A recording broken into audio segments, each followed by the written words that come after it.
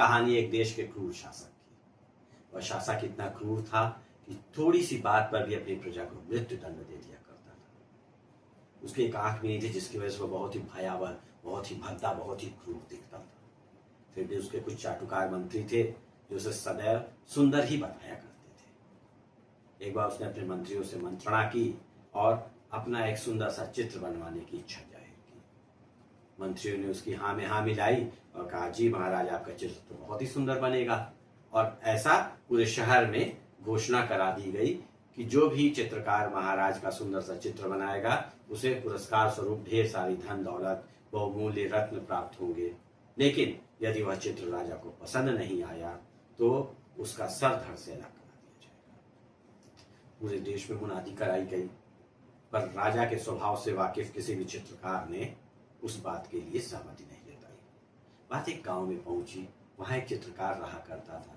जब यह बात उसके कानों में पहुंची तो उसने कुछ देर तक तो सोचा, फिर वह चित्र बनाने को राजी हो गया। अगले दिन वह राज दरबार में पहुंचा। उसने इच्छा जताई कि महाराज, मैं आपका चित्र बनाना चाहता हूं। राजा ने उसे अनुमति दी तो उसने चित्र बनाना शुरू किया और वह चित्र अप्रत्याशित रूप से इतना सुंदर बना कि राजा ने उसे पुरस्कारों से तौल दिया।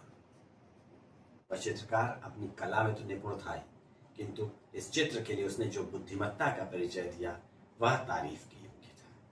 उसने राजा की एक ऐसी अवस्था का चित्र बनाया कि मानो राजा शिकार के लिए निशाना साध रहे हों।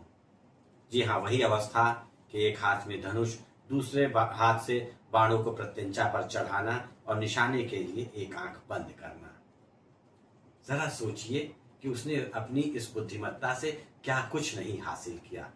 सबसे पहले तो उसने अपने मृत्यु को दूर किया, उसके बाद उसने अपने लिए ढेरों पुरस्कार जीते, अर्थात आपदा में उसने अवसर ढूंढ लिया।